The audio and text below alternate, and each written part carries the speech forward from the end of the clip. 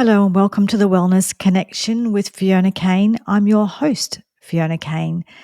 And today I'm just going to talk to you a little bit about something I see in that when we achieve something in our life, whether it might be we achieve something in a health way, we've new diet, new lifestyle, done something, and we've achieved something, and we're feeling better about ourselves, or we're looking better, or whatever the situation is. Or sometimes it might be more of like a spiritual thing where we've had some sort of spiritual growth. We might have had some counseling. We might have had a breakthrough with something. Something that often happens is we can get a bit frustrated with the people around us. And sometimes we can want them to be where we're at, or want them to feel what we feel.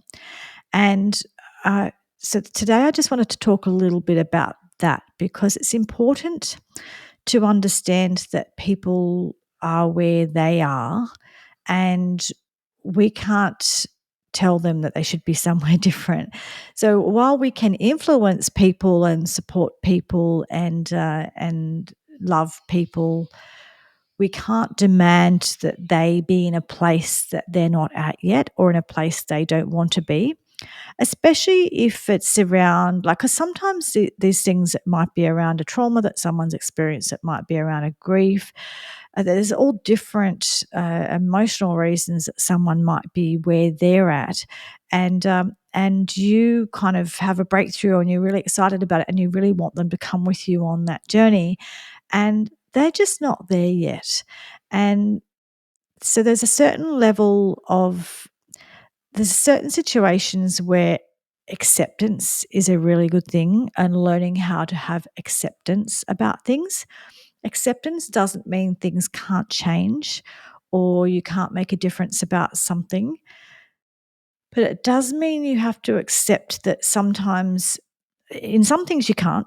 Some things it's not you. We can't go and change. We can't fix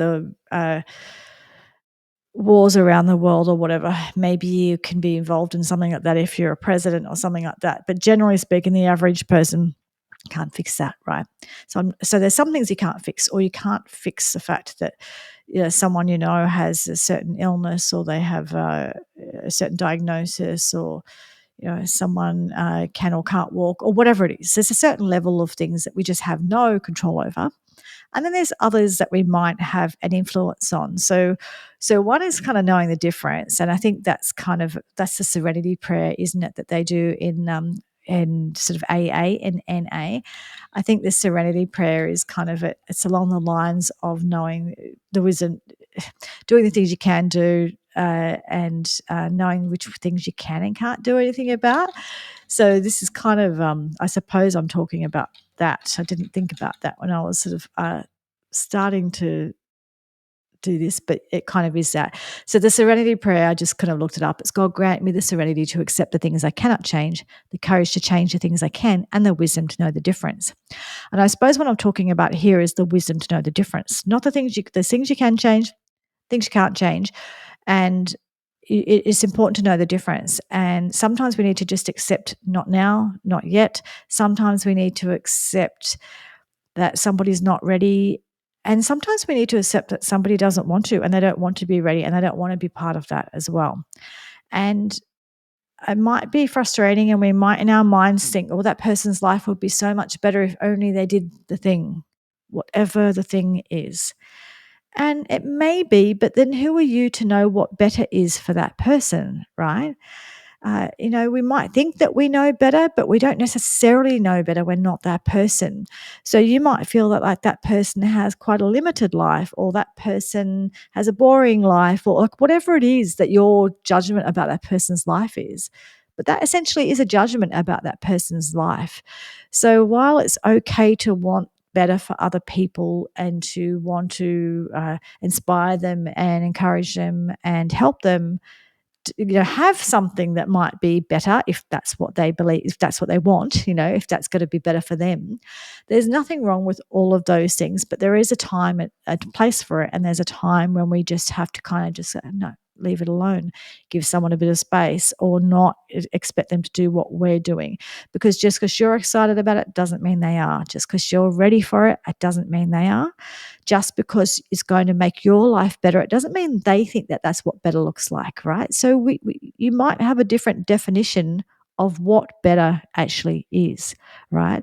So I think that and when you look at things, if you kind of go more to kind of like a spiritual level, or when we look at what is our life about, what are we here for, all of those things, again, it's like, who are you to judge? You don't know what that person's role is. That person's role might be to be a great parent. That person's role might be to be a great surgeon. That person's role might be to be in the right place at the right time to affect change somewhere. I remember the story of there was a man, I read a story about him. He lived at Watson's Bay at the Gap, which is in Sydney, and it's a very popular place. It's a cliff top, but it's a very popular place for people to go when they're desperate.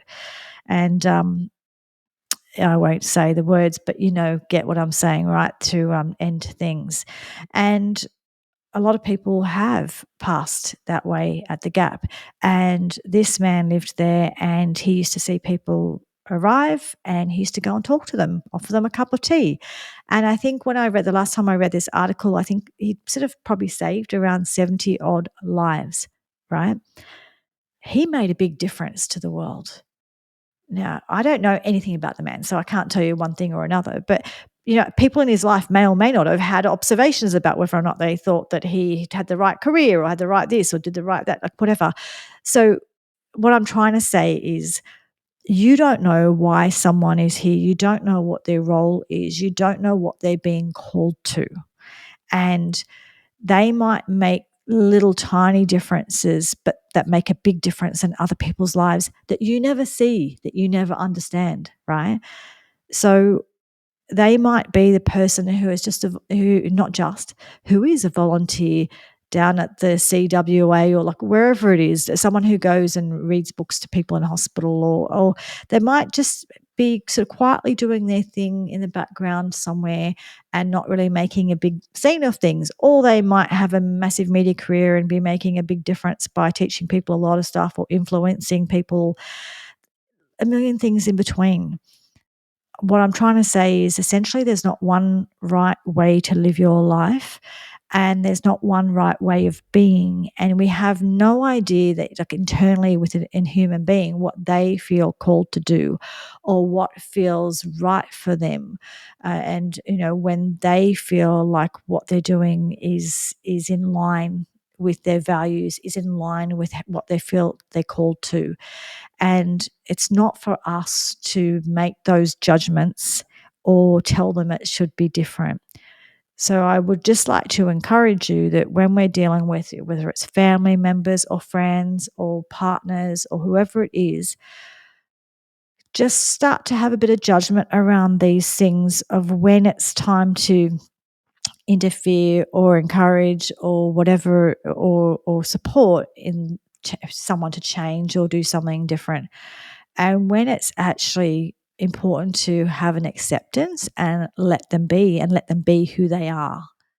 And, and it's a case by case situation. There's not one answer for this. But I think it does a few things as well. There's a few things that will come out of this.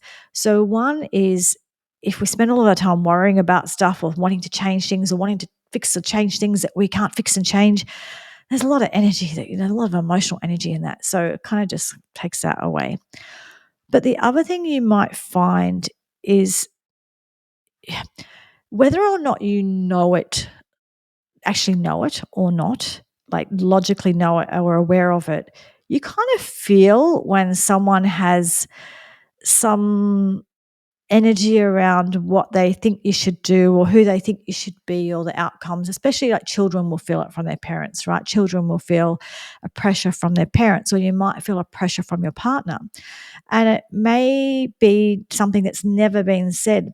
It's not always about what has been said. However, we do feel a pressure from people when they don't approve, or when they think it should be like this or it should be like that, or we should be more like them, or whatever it is.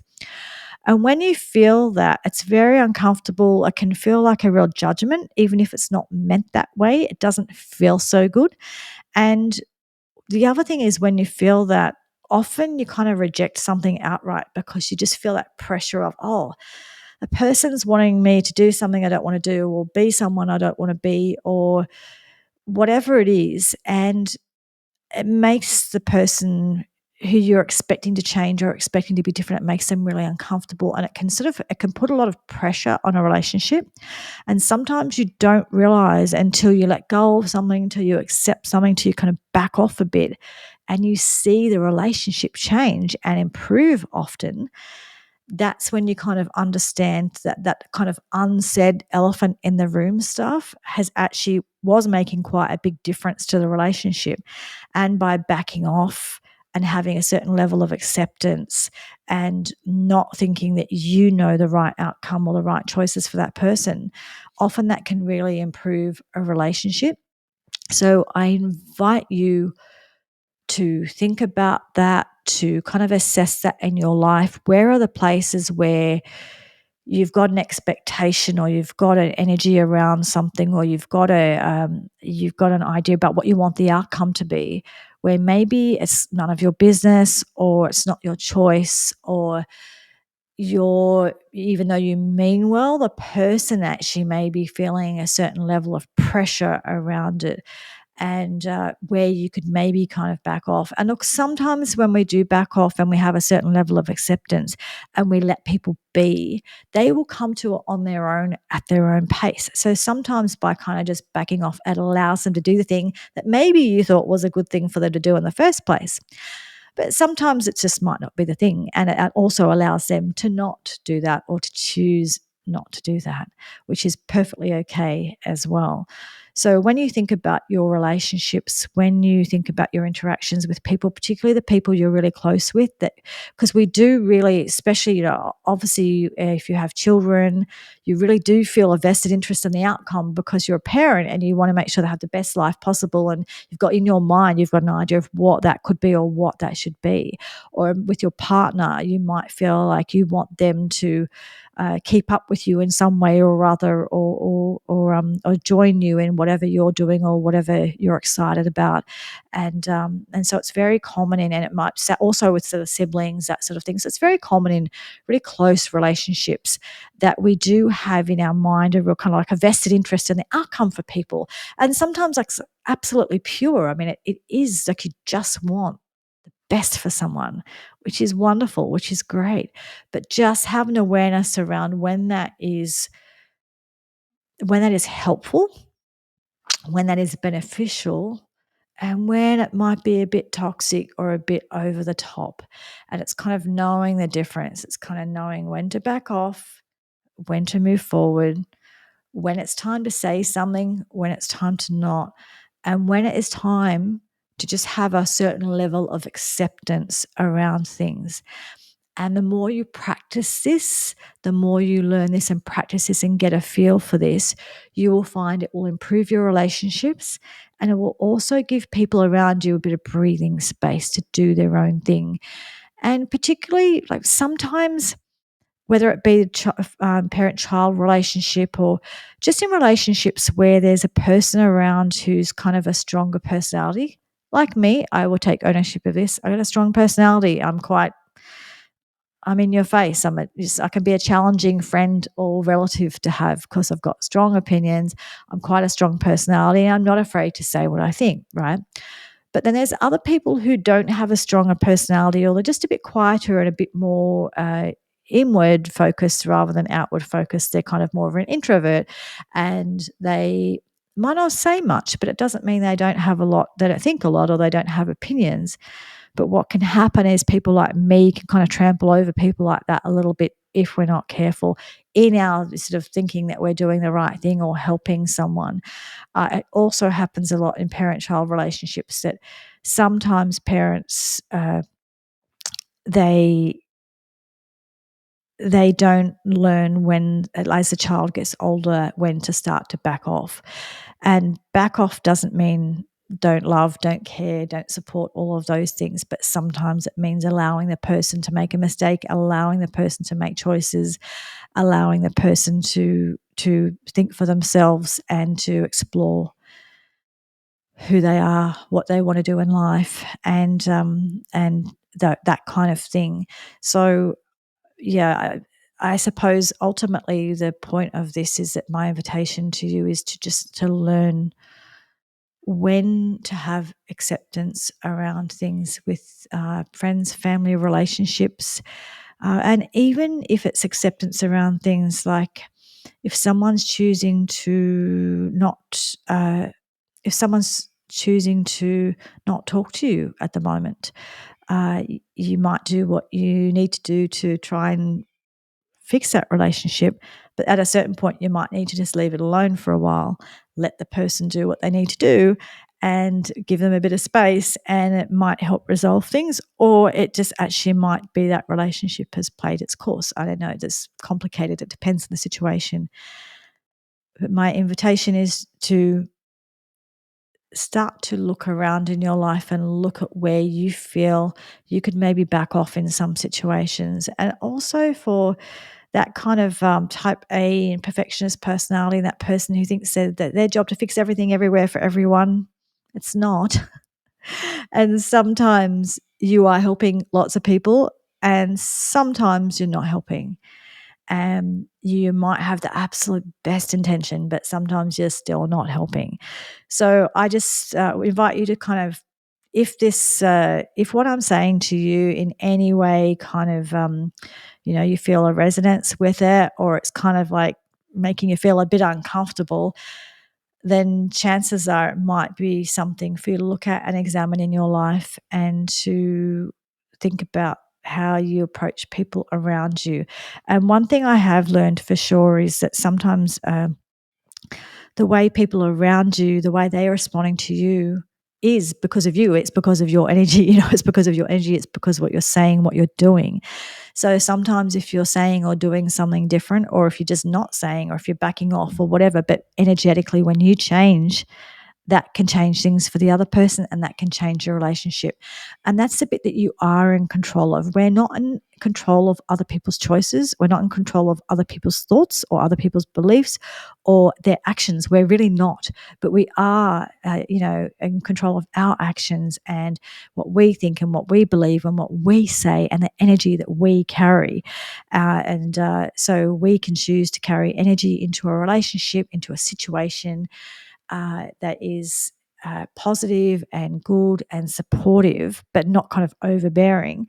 Or we can carry a relationship that's kind of needy and expecting and judging, very different energies, right? So just kind of get a feel for what energy you're bringing into a situation. What energy are you bringing into a relationship? What are you adding to that relationship?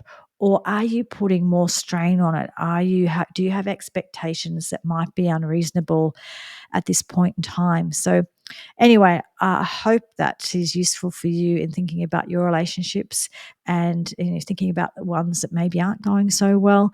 And I'm not saying this because I have it all worked out and I'm perfect at any of this, by no means. This is just things I've learned along the way. I'm learning. I get some of it right sometimes, some of it I don't. I'm as human as everybody else, just doing the best I can. Anyway, thank you for listening or watching. If you want to comment, you can go into Rumble or YouTube and make a comment there. Let me know what's going on for you. Also, please, if you could like, subscribe, share, I'd really appreciate it. The more people that learn about my podcast, the better it is. I hope that this podcast is bringing really useful information for people that can help them with their physical, emotional health. So thank you for listening and watching, and I will talk to you again next time. Thank you. Bye.